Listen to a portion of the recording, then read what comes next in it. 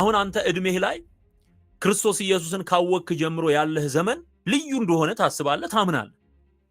ከዛ በፊት ኢየሱስን ሳናውቅ ያሳለፍነው ዘመን እንዴት የሚቆጭ ነው፣ እንዴት በቃ የባከኑ ዘመናት እንደሆኑ ነው የሚገባ። አሁን ግን በኔና በአንተ እድሜ ላይ በኔና በአንተ ዘመን ላይ ኢየሱስን አውጀናል፣ ወንጌል አውጀናል።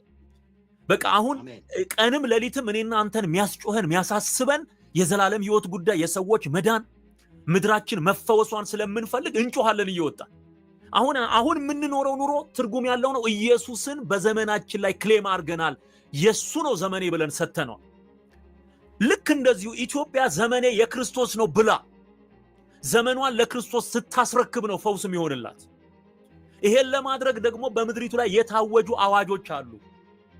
ጴንጤውም ሌላውም የተስማማበት ከሆነና እዚህም ዘመን ላይ ትላንት እንደነበረው አማልክት የሚመለኩበት የሚታሰቡበት እንደዚህ ሙታን ክንፍ ያበቀሉ ምን ያበቀሉ ተብለው እነመጥቆራ ጭምር የታወጁበትን ይህን ዘመን ተቀብለ ክሌም ስታደርግ ያ ሁሉ እርግማን አንተ ላይ ነው የሚሰራው። ስለዚህ አትሊስት ይህ ካላንደር ያንተ እንዳልሆነ ማወጅና የኔ ዘመን ላይ ኢየሱስ ነው የሰለጠነው ብለ ማወጅ መቻል አለበት።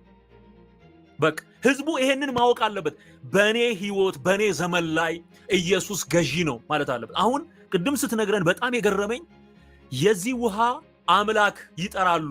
አባይ ከሆነ የአባይን አምላክ ይጠራሉ።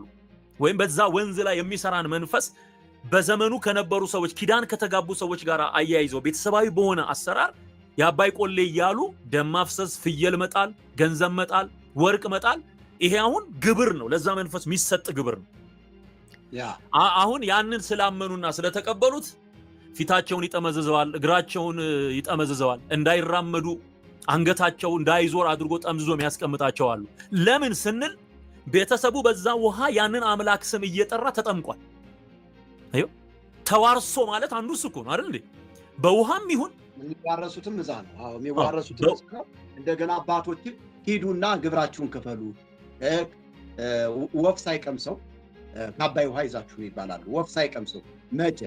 መስከረም 1 ቀን ወፍ ሳይቀምሰው እኩለ ሌሊት የሚሄድበት ምክንያቱ ይሄ ነው። ወፍ ሳይቀምሰው የአባይን ውሃ አምጡ ይባላል። ከዛ በጌታ በኢየሱስ እንትን ይባላል፣ ድግምቱ ይሰራላቸው። ስለዚህ ተዋርሶ ማለት ይሄ ነው። ተዋርሶ በደምም ይሁን በውሃ የሚታጠብ ደም አፍሶ እንስሳት አርዶም ይሁን ያ ተዋርሶ ማለት ነው። በቃ መንፈሱን ወደ ውስጡ ወደ ቤት ወደ ምድሩ የሚያስገባበት አሰራር ነው። ይሄ ረከሰ አሰራር። ለዚህ መፍትሄው ማን ነው ካላችሁን ኢየሱስ ነው። ይሄን መልእክት የምትሰሙ ወገኖቻችን ነፃ መውጣት የምትችሉት በክርስቶስ ኢየሱስ በማመን ነው። ባንተ ላይ ሊሰለጥን የተገባው ቆሌ የለም። የተወጋ ይሁን ለዘላለም በጌታ በኢየሱስ ክርስቶስ